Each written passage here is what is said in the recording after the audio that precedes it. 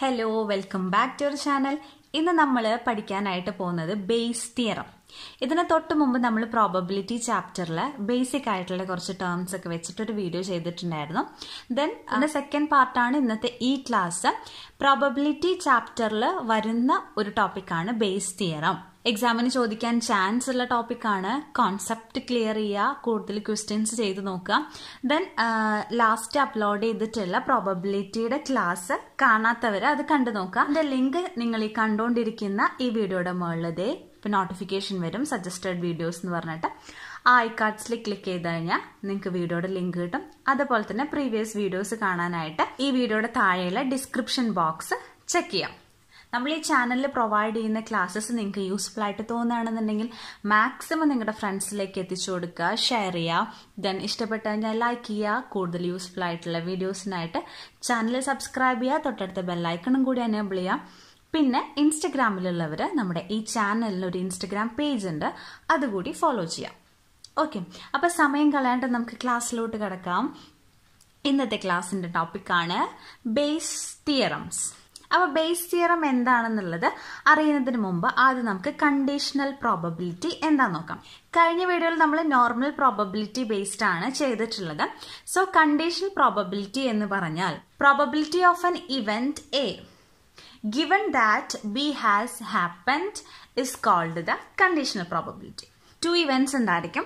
അതിൽ ബി എന്ന് പറഞ്ഞ ഇവന്റ് ഓൾറെഡി ഹാപ്പൻ ചെയ്തിട്ടുള്ളതാണ്, ഓർ ഓൾറെഡി ഗിവൺ ആണ്. അങ്ങനെയെങ്കിൽ എ എന്ന ഇവന്റിന്റെ പ്രോബബിലിറ്റി എന്താണെന്നുള്ളതാണ് കണ്ടീഷണൽ പ്രോബബിലിറ്റിയിൽ പറയുന്നത്. അപ്പോൾ അങ്ങനെയാണെന്നുണ്ടെങ്കിൽ നമ്മൾ അത് എഴുതുന്നത് probability of A given B. Probability of A after the occurrence of B. B എന്ന് പറഞ്ഞിട്ടുള്ളത് ഓൾറെഡി സംഭവിച്ചു കഴിഞ്ഞിരിക്കുന്ന ഒരു കാര്യമാണ്. സോ ബി എന്ന് പറഞ്ഞ ഇവന്റ് സംഭവിച്ചു കഴിഞ്ഞാൽ എയുടെ പ്രോബബിലിറ്റി എന്തായിരിക്കും എന്നാണ് കണ്ടീഷണൽ പ്രോബബിലിറ്റി വഴി ചെക്ക് ചെയ്യാനായിട്ട് പോകുന്നത്. അപ്പൊ അതിന്റെ ഇക്വേഷൻ അല്ലെങ്കിൽ തിയറമാണ് ഈ ബോക്സിനകത്ത് കൊടുത്തിരിക്കുന്നത്. Probability of A given B is equal to probability of A union B divided by probability of B. അപ്പൊ നമ്മളിങ്ങനെ എഴുതുമ്പോൾ probability of A given B എന്ന് പറയുമ്പോൾ ബി എന്ന് പറയുന്ന സ്ഥലത്ത് നമ്മൾ എഴുതേണ്ടത് ക്വസ്റ്റ്യനിൽ നമുക്ക് തന്നിരിക്കുന്ന അല്ലെങ്കിൽ ഓൾറെഡി ഹാപ്പൻ ആയിട്ട് ഓൾറെഡി ഒക്കർ ചെയ്തിരിക്കുന്ന ഇവന്റ് ആണ് എഴുതേണ്ടത്. ദെൻ എയുടെ സ്ഥാനത്ത് ഫൈൻഡ് ചെയ്യാൻ പോകുന്ന ഇവന്റിന്റെ പ്രോബബിലിറ്റി. ക്ലിയർ? അപ്പൊ ഇതാണ് കണ്ടീഷണൽ പ്രോബബിലിറ്റി എന്ന് പറയുന്നത്. അതിനൊരു കണ്ടീഷൻ ഉണ്ടായിരിക്കും. അതായത് ഒരു ഇവന്റ് ഒക്കർ ചെയ്തതിന് ശേഷമുള്ള മറ്റൊരു ഇവന്റിന്റെ പ്രോബബിലിറ്റി ചെക്ക് ചെയ്യുന്നതാണ് കണ്ടീഷണൽ പ്രോബബിലിറ്റി. അപ്പോൾ ഒരു എക്സാമ്പിൾ വഴി പറഞ്ഞു കഴിഞ്ഞാൽ നമുക്ക് കുറച്ചും കൂടി ക്ലിയർ ആക്കാനായിട്ട് സാധിക്കും. ഇത് നമ്മുടെ ടെക്സ്റ്റിലുള്ള എക്സാമ്പിൾ തന്നെയാണ് കേട്ടോ. അതായത് ഒരു ഫാമിലിയിൽ 2 കുട്ടികളുണ്ട്. 2 ചിൽഡ്രൻസ് ആണുള്ളത്. 2 ചിൽഡ്രൻസ് ആവുമ്പോൾ സാധാരണ വരുന്ന പോസിബിലിറ്റീസ് ആണ് സാമ്പിൾ സ്പേസ് ആയിട്ട് കൊടുത്തിരിക്കുന്നത്. 2 കുട്ടികളാണ്. ആ 2 കുട്ടികൾ രണ്ടും ആൺകുട്ടികളാവാം. Boy boy. പിന്നെ എങ്ങനെയാവാം? ഒരു ബോയും ദെൻ അടുത്തത് ഗേളും ആവാം. ദെൻ നെക്സ്റ്റ് വരുന്നത് ഫസ്റ്റ് ഗേളും ദെൻ നെക്സ്റ്റ് ബോയും ആവാം. പിന്നെ രണ്ടും ഗേൾ ആവാം. ഇത്രയും ചാൻസസ് അല്ലെങ്കിൽ ഇത്രയും പോസിബിലിറ്റി ആണ് 2 ചിൽഡ്രൻ ഒരു ഫാമിലിയിൽ ഉണ്ടെങ്കിൽ വരാവുന്നത്. അതിനെയാണ് സാമ്പിൾ സ്പേസ് എന്ന് പറയുന്നത്. ക്ലിയർ? ഇനി നമ്മളോട് പറഞ്ഞിരിക്കുകയാണ് if it is known the first is boy what is the probability of both boy. So നമുക്ക് ഇവിടെ ഒരു കണ്ടീഷൻ തന്നിട്ടുണ്ട്.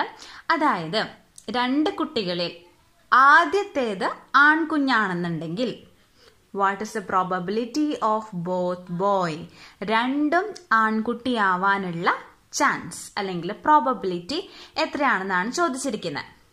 അപ്പോൾ നമുക്കിവിടെ ഇക്വേഷനിൽ probability of A given B ആണെന്നുണ്ടെങ്കിൽ ബി എന്നുള്ളിടത്ത് നമ്മൾ എന്താ എഴുതേണ്ടത്? നമുക്ക് ഓൾറെഡി ക്വസ്റ്റ്യനിൽ ഗിവൺ ആയിട്ട് അല്ലെങ്കിൽ കണ്ടീഷൻ ആയിട്ട് തന്നിരിക്കുന്ന ഇവന്റ്. അതായത് ബി എന്ന് പറഞ്ഞത് ഫസ്റ്റ് ഈസ് ബോയ്, ആദ്യത്തേത് ആൺകുട്ടിയാണ്. ആ ഒരു ഇവന്റ് അവിടെ സംഭവിച്ചു കഴിഞ്ഞു. ഫസ്റ്റ് ആൺകുട്ടിയാണെന്ന് പറഞ്ഞു. ഓക്കെ, നെക്സ്റ്റ് എന്താണ്? പിന്നെ എ എന്ന സ്ഥാനത്ത് എന്ത് എഴുതണം? നമ്മൾ കണ്ടുപിടിക്കാൻ പോകുന്ന ഇവന്റിന്റെ പ്രോബബിലിറ്റി.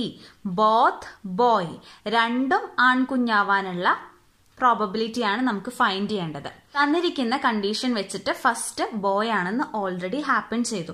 അങ്ങനെയാണെന്നുണ്ടെങ്കിൽ ഈ തന്നിരിക്കുന്ന 4 സാമ്പിൾ സ്പേസിലും ആദ്യത്തേത് ബോയ് ആവാനുള്ള ഫേവറബിൾ ആയിട്ടുള്ള കേസസ് ഏതൊക്കെയാണ്? ആദ്യത്തേത് boy, boy and boy. Next വരുന്നത് എന്താണ്? Boy girl. ഓക്കെ, അപ്പൊ ഇത് രണ്ടുമാണ് ഫസ്റ്റ് ബോയ് ആവാനുള്ള ഫേവറബിൾ ആയിട്ടുള്ള സാമ്പിൾ സ്പേസ്. അപ്പൊ നമ്മൾ അത് ഇവിടെ എഴുതി, boy boy then boy girl. Find the probability of both boy എന്നുള്ളിടത്ത് ഈ തന്നിരിക്കുന്ന സാമ്പിൾ സ്പേസിൽ രണ്ടും ബോയ് ആവാനായിട്ട് ആകെ ഒരു ചാൻസേ ഉള്ളൂ. അങ്ങനെയെങ്കിൽ നമുക്ക് ഇത് വെച്ചിട്ട് നമുക്ക് പെട്ടെന്ന് ഈ ഒരു ക്വസ്റ്റ്യന് ആൻസർ കണ്ടെത്താനായിട്ട് സാധിക്കും. അതായത് പ്രോബബിലിറ്റിയുടെ ഇക്വേഷൻ വെച്ച് നോക്കുകയാണെന്നുണ്ടെങ്കിൽ number of favourable case divided by total number of possibility. അപ്പൊ ഫേവറബിൾ ആയിട്ടുള്ള കേസ് ആകെ ഒരെണ്ണാണുള്ളത്, അതേ divided by total number of possibility. First boy ആവാനുള്ള നമ്പർ ഓഫ് പോസിബിലിറ്റി 2 ആണ്. ഓക്കെ, അപ്പൊ നമുക്ക് ആൻസർ എന്ത് കിട്ടി? 1 ഡിവൈഡഡ് ബൈ 2 എന്ന് കിട്ടി. പക്ഷെ നമ്മളിത് ആക്ച്വൽ ഇക്വേഷൻ വെച്ച് നോക്കുമ്പോൾ 1/2 തന്നെയാണോ കിട്ടുന്നത് എന്ന് നമുക്ക് നോക്കണല്ലോ. അതിനായിട്ട് എ യൂണിയൻ ബി എന്ന് പറയുമ്പോൾ ഇതാണ് ബി എന്ന് പറഞ്ഞ സെറ്റ്, ഇതാണ് എയുടെ സെറ്റ്, ഇതാണ്. ഇതിൽ കോമൺ ആയിട്ടിരിക്കുന്നതിനാണ് എ യൂണിയൻ ബി എന്ന് പറയുന്നത്. അപ്പൊ ഇതിൽ കോമൺ ആയിട്ടിരിക്കുന്നത് എന്താണ്? Boy boy. ഇത് രണ്ടുമാണ് കോമൺ ആയിട്ട് ഇരിക്കുന്ന എലമെന്റ്. അതാണ് എ യൂണിയൻ ബി എന്ന് പറഞ്ഞത്. So probability of A union B എന്ന് പറയുന്നത് എന്താണ്? ടോട്ടൽ സാമ്പിൾ സ്പേസിൽ നിന്നും എ യൂണിയൻ ബി ആവാനുള്ള probability. Total number of sample space എത്രയാണ്? 4 ആണ്. അതില് എ യൂണിയൻ ബി ആവാനുള്ള ചാൻസ് 1 ആണ്. അതായത് boy and boy, boy boy. Okay, അപ്പൊ അതാണ് probability of A union B. ഇനി നെക്സ്റ്റ് എന്ത് കാണണം? പ്രോബബിലിറ്റി ഓഫ് ബി കാണണം. ബിയിലാകെ എത്ര എലമെന്റ് ഉണ്ട്? 2 element, boy boy then boy girl. അപ്പോൾ ഇതിനോട് ഫേവറബിൾ ആയിട്ടുള്ളത് 2, total number of possibility, total sample space 4. Okay, അങ്ങനെയാണെന്നുണ്ടെങ്കിൽ നമ്മൾ ആ ഇക്വേഷനിലോട്ട് ഇട്ട് കൊടുത്തു കഴിഞ്ഞാൽ probability of A given B is equal to probability of A union B 1/4 divided by probability of B 2/4 is equal to ഈ 4ഉം 4ഉം ക്യാൻസൽ ചെയ്ത് കഴിഞ്ഞാൽ 1/2 ആൻസർ കിട്ടി. ക്ലിയർ? അപ്പൊ അത് മനസ്സിലാക്കുക.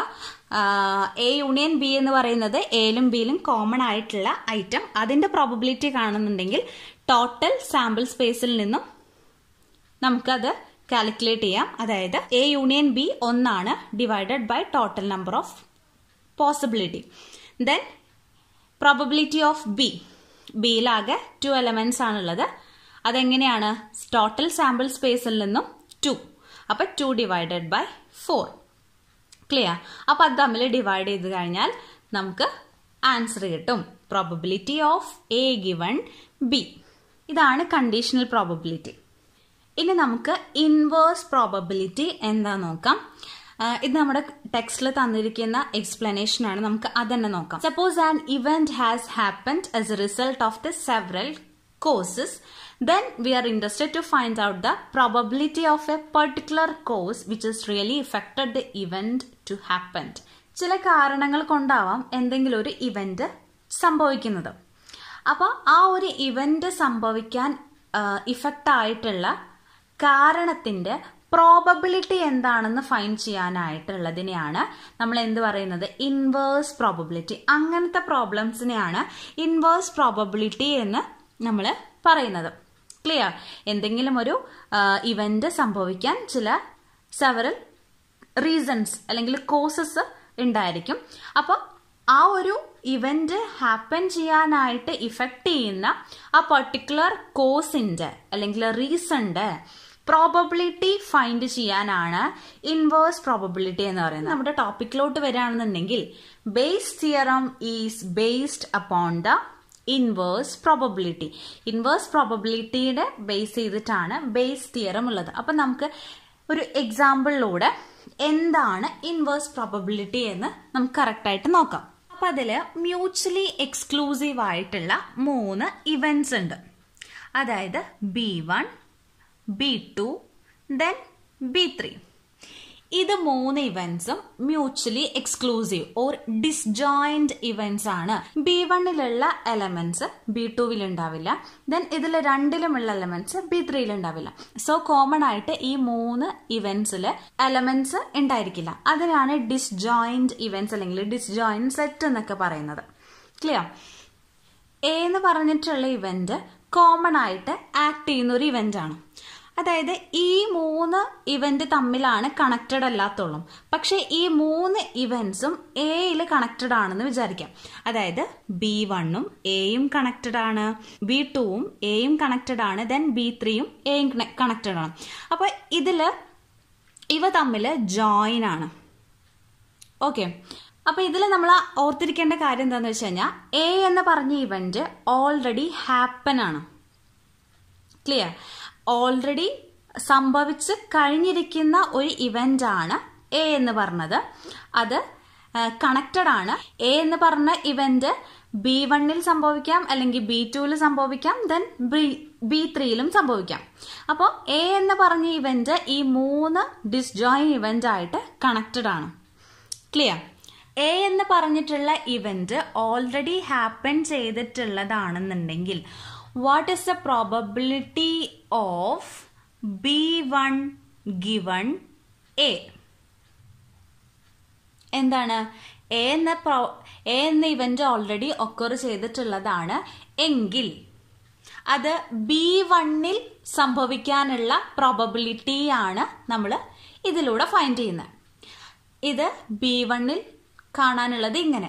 ദെൻ അതേപോലെ B2ലും നമുക്ക് കാണാം. അതായത് probability of B2 given A, അത് B2ൽ സംഭവിക്കാനുള്ള പ്രോബബിലിറ്റി. അതേപോലെ തന്നെ probability of B3 given A, B3ൽ സംഭവിക്കാനുള്ള പ്രോബബിലിറ്റി. ക്ലിയർ? ഇതിനെയാണ് ഇൻവേഴ്സ് പ്രോബബിലിറ്റി എന്ന് പറയുന്നത്. 3 ഡിസ്ജോയിൻ ആയിട്ടുള്ള ഇവന്റ്സ് ഉണ്ടായിരിക്കും. അത് തമ്മിൽ കണക്റ്റഡ് അല്ല, അത് തമ്മിൽ ജോയിൻ അല്ല. പക്ഷെ ഇതിനെ 3നും കണക്റ്റഡ് ആക്കുന്ന അല്ലെങ്കിൽ ജോയിൻ ചെയ്യിപ്പിക്കുന്ന ഓൾറെഡി ഗിവൺ ആയിട്ടുള്ള അല്ലെങ്കിൽ ഓൾറെഡി ഒക്കർ ആയിട്ടുള്ള ഒരു ഇവന്റ് ഉണ്ടായിരിക്കും. That is A. So if the event A is already happen, then what is the probability of B1 given A, and what is the probability of B2 given A, then what is the probability of B3 given A? Clear ആയെന്ന് വിചാരിക്കുന്നു. Concept clear ആക്കി കഴിഞ്ഞാൽ നമുക്ക് easy ആയിട്ട് problem ചെയ്യാനായിട്ട് സാധിക്കും. So നമുക്ക് ഇനി ഒരു ക്വസ്റ്റ്യൻ നോക്കാം. ക്വസ്റ്റ്യൻ ചെയ്യുമ്പോൾ കൂടുതലായിട്ട് ഒന്നും കൂടി ക്ലിയർ ചെയ്യാനായിട്ട് സാധിക്കും. There are 2 bags, one containing 5 white and 4 black balls, and other containing 6 white and 5 black. One bag is chosen and 1 ball is drawn. If it is white, what is the probability that the bag selected is the first? അപ്പൊ question clear ആയിട്ട് മനസ്സിലാക്കുക. ഈ question കണ്ടാൽ തന്നെ നമുക്കറിയാം ഇതൊരു base തിയറമാണ്, inverse probability ആണ്. കാരണം എന്താ? 2 ബാഗാണ് തന്നിരിക്കുന്നത്. അതിൽ ആദ്യത്തെ ബാഗിൽ 5 വൈറ്റ് ബോളും 4 ബ്ലാക്ക് ബോൾസും, ദെൻ രണ്ടാമത്തെ ബാഗിൽ 6 വൈറ്റ് ബോൾസും 6 ബ്ലാക്ക് ബോൾസും ആണ്. എന്നിട്ട് നമ്മളോട് പറഞ്ഞിരിക്കുകയാണ് ഒരു ബാഗ് നമ്മൾ ചൂസ് ചെയ്തു. അത് എ ആവാം അല്ലെങ്കിൽ ബി ആവാം, ഏതെങ്കിലും ആ 2 ബാഗിൽ ഒരു ബാഗ് നമ്മൾ ചൂസ് ചെയ്തു. അതിൽ നിന്ന് ഒരു ബോൾ നമ്മൾ എടുത്തു. അത് വൈറ്റ് ബോൾ ആണെങ്കിൽ ഫസ്റ്റ് ബാഗ് സിലക്റ്റഡ് ആവാനുള്ള പ്രോബബിലിറ്റി എത്രയാണെന്നാണ് ചോദിച്ചിരിക്കുന്നത്. ക്ലിയർ? നമ്മൾ ഒരു ബാഗ് ചൂസ് ചെയ്തു, ഒരു ബോൾ എടുത്തു, അത് വൈറ്റ് ആണെന്നുണ്ടെങ്കിൽ ഫസ്റ്റ് ബാഗ് സെലക്ട് ആവാനുള്ള പ്രോബബിലിറ്റി എത്രയാണെന്നാണ് ചോദിച്ചിരിക്കുന്നത്.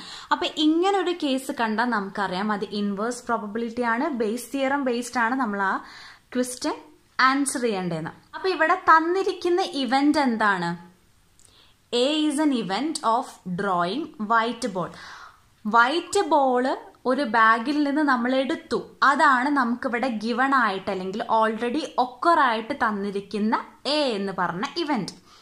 അങ്ങനെയെങ്കിൽ ബേസ് തിയറത്തിന്റെ ഇക്വേഷൻ ആണ് ഈ കൊടുത്തിരിക്കുന്നത്. പ്രോബബിലിറ്റി ഓഫ് B1, അതായത് B1 എന്ന് പറഞ്ഞത് first bag. Okay, given A എന്ന് പറഞ്ഞാൽ നമുക്കിവിടെ തന്നിരിക്കുന്നുണ്ട് drawing a white ball is equal to probability of B1 into probability of A given B1 all divided by probability of B1 into probability of A given B1 plus probability of B2 into probability of A given B2. ഇവിടെ ആകെ 2 ബാഗ്സേ ഉള്ളൂ, അതുകൊണ്ട് 2 വെച്ചിട്ട് അവിടെ അവസാനിപ്പിച്ചു. ഇനി 3 or 4 ഉണ്ടെന്നുണ്ടെങ്കിൽ ഇതേപോലെ നമ്മൾ കണ്ടിന്യൂ ചെയ്യാം.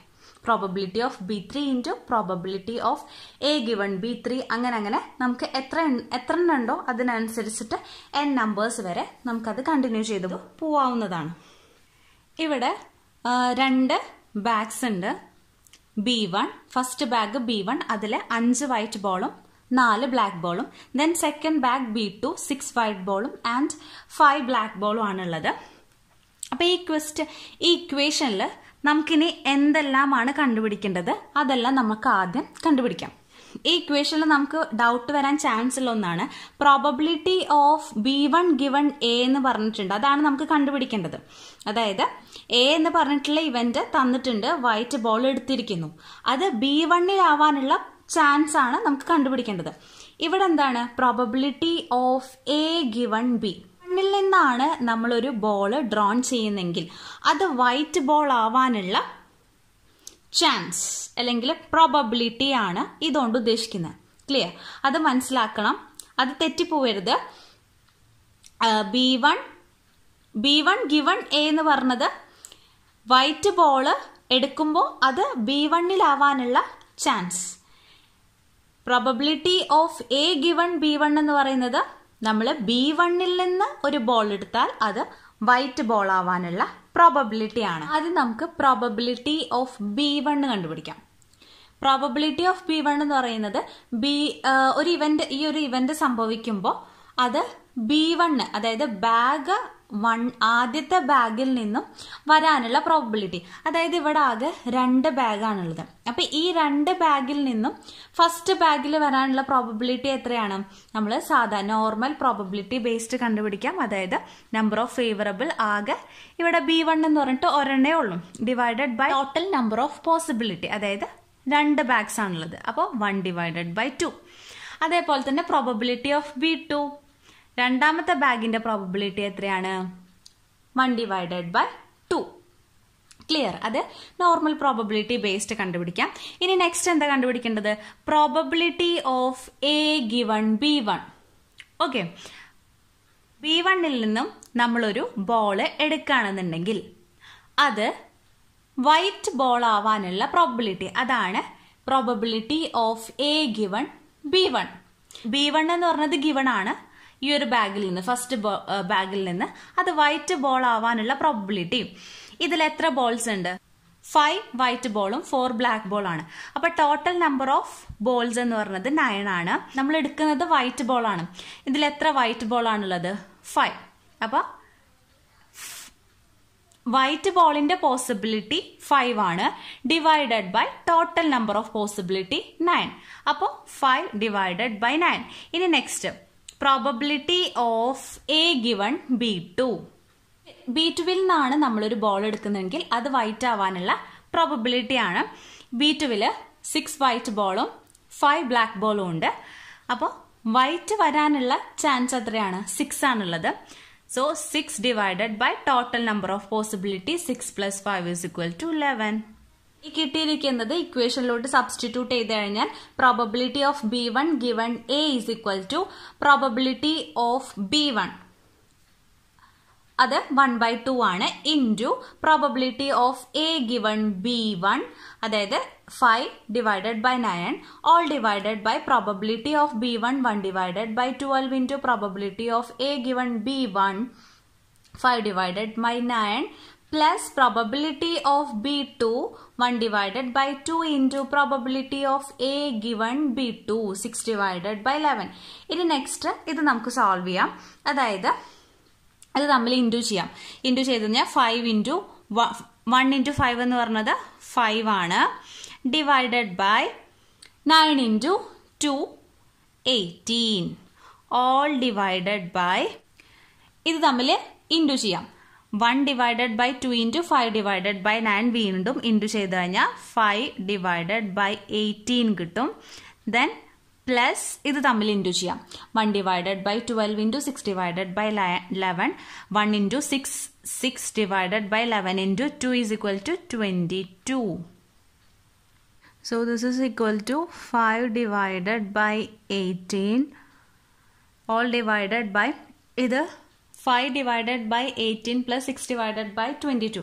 അപ്പോൾ ഇതിനെ തമ്മിൽ ക്രോസ് മൾട്ടിപ്ലൈ ചെയ്യുക. കാരണം ഇവിടെ പ്ലസ് ആണ് സെൻറ്ററിൽ കോമൺ ആയിട്ട് വരുന്നത്. ഇത് 18 ഇൻറ്റു 6 പ്ലസ് 22 ഇൻറ്റു 5 എന്ന് പറയുമ്പോൾ 218 ആൻഡ് ഡിവൈഡഡ് ബൈ 18 ഇൻറ്റു 22 396. 2 കൊണ്ട് ഡിവൈഡ് ചെയ്ത് കഴിഞ്ഞാൽ നമുക്ക് കിട്ടും 109.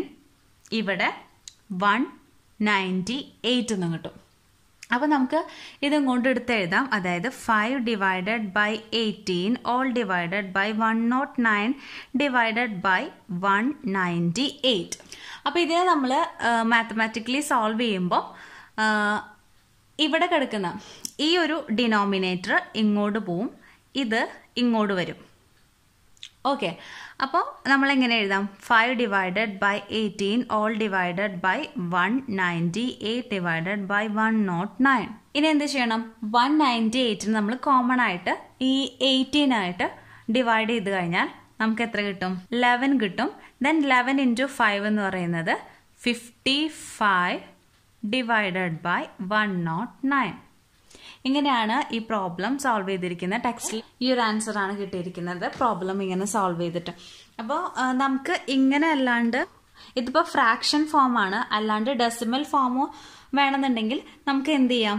ഈ ഇവിടെ കിട്ടിയിരിക്കുന്ന ആൻസർ ഉണ്ടല്ലോ, അതായത് നമ്മുടെ കാൽക്കുലേറ്ററിൽ 5 divided by 18 into 198 divided by 109 അങ്ങനെ ചെയ്യാം. അപ്പോൾ 0.5045 എന്ന് കിട്ടും. അപ്പോൾ അതേ ആൻസർ ആണ് 55 divided by 109 ചെയ്താലും നമുക്ക് കിട്ടുന്നത്. അപ്പോൾ ഡെസിമൽ ഫോമിൽ ഇങ്ങനെയാണ് കിട്ടുന്നത്. അപ്പം ഇങ്ങനെ ഫ്രാക്ഷൻ ഫോമിൽ ചെയ്യണമെന്നുണ്ടെങ്കിൽ അങ്ങനെ ചെയ്യാം, അല്ലെങ്കിൽ ഡെസിമൽ ഫോമിലും ഇതിൻ്റെ ആൻസർ നമുക്ക് കണ്ടുപിടിക്കാവുന്നതാണ്. അപ്പോൾ ഇക്വേഷൻ പഠിച്ചാലാണ് നമുക്ക് അതിലുള്ള കാര്യങ്ങളൊക്കെ കണ്ടെത്തിയിട്ട് ഇക്വേഷനിലോട്ട് അത് സബ്സ്റ്റിറ്റ്യൂട്ട് ചെയ്യാനായിട്ട് സാധിക്കണം. ദെൻ ഒരു പ്രോബ്ലം കണ്ടു കഴിഞ്ഞാൽ അത് ഏത് തരം പ്രോബബിലിറ്റി ആണ്, കണ്ടീഷണൽ ആണോ, ഇൻവേഴ്സിബിൾ പ്രോബബിലിറ്റി ആണോ, നോർമൽ പ്രോബബിലിറ്റി ആണോ എന്നൊക്കെ നമുക്ക് തിരിച്ചറിയാനുള്ളത് നമുക്കത് മനസ്സിലാക്കണം. അതിന് നമ്മൾ എന്ത് ചെയ്യണം? കോൺസെപ്റ്റ് ഓരോ പ്രോബബിലിറ്റിയിൽ പറയുന്ന ഓരോ പ്രോബബിലിറ്റി അത് എന്താണ്, അതിൻ്റെ മെയിൻ കോൺസെപ്റ്റ് ക്ലിയർ ആക്കി വെക്കുക. എങ്കിൽ മാത്രമാണ് ഒരു പ്രോബ്ലം കണ്ടു കഴിഞ്ഞാൽ നമുക്ക് ഏത് പ്രോബബിലിറ്റി ആണെന്നുള്ളത് റെക്കഗ്നൈസ് ചെയ്യാനും സ്യൂട്ടായിട്ടുള്ള ഫോർമുലയിൽ നമുക്ക് ആൻസർ സോൾവ് ചെയ്യാനായിട്ട് സാധിക്കും. ഇവിടെ ഇക്വേഷനിലൊരു കാര്യം ശ്രദ്ധിക്കേണ്ടത്, probability of B1 given A എന്ന് പറഞ്ഞിരിക്കുന്നത് എന്തുകൊണ്ടാണ്? നമ്മുടെ ക്വസ്റ്റ്യനിൽ ഫസ്റ്റ് ബോക്സ് സെലക്ട് ചെയ്യാനുള്ള പ്രോബബിലിറ്റി ചോദിച്ചുകൊണ്ടാണ് B1 നിർത്തത്. ഇനി സെക്കൻഡോ തേർഡോ ഫോർത്തോ ആണ് പ്രോബബിലിറ്റി ചോദിച്ചിരിക്കുന്നതെങ്കിൽ ക്വസ്റ്റ്യനിൽ എങ്ങനെ വരാം? പ്രോബബിലിറ്റി ഓഫ് B2 അല്ലെങ്കിൽ B3 ഏതാണ് ചോദിച്ചിരിക്കുന്നത് ഗിവൺ എ എന്ന് കൊടുക്കാം. അതേപോലെ തന്നെയാണ് ഇപ്പോൾ B2 ഗിവൺ എ ആണെന്നുണ്ടെങ്കിൽ is equal to probability of B2 into probability of A given B2 all divided by then probability B1 മുതൽ എത്ര നമ്പേഴ്സ് വരെ ഉണ്ടെന്നുണ്ടെങ്കിൽ അതുവരെ നമുക്ക് എഴുതാം. ഓരോ ക്വസ്റ്റ്യൻസ് അനുസരിച്ചിട്ട് നമുക്ക് ഇക്വേഷനിലെ രൂപത്തിൽ നമുക്ക് മാറ്റം വരുത്താവുന്നതാണ്. ഓക്കെ, ഇത്രയും പറഞ്ഞ കാര്യങ്ങളിൽ എന്തെങ്കിലും ഡൗട്ട്സ് ഉണ്ടെന്നുണ്ടെങ്കിൽ ഈ വീഡിയോയുടെ താഴെയുള്ള കമൻറ്റ് സെക്ഷനിൽ ചോദിക്കുക. ദെൻ വീഡിയോ ഇഷ്ടപ്പെട്ടു കഴിഞ്ഞാൽ ഷെയർ ചെയ്യുക, ലൈക്ക് ചെയ്യുക. ദെൻ കൂടുതൽ വീഡിയോസിനായിട്ട് സബ്സ്ക്രൈബ് ചെയ്യുക, ഇൻസ്റ്റഗ്രാമിൽ ഫോളോ ചെയ്യുക. നെക്സ്റ്റ് പുതിയൊരു ടോപ്പിക്കായിട്ട് വരാം. താങ്ക്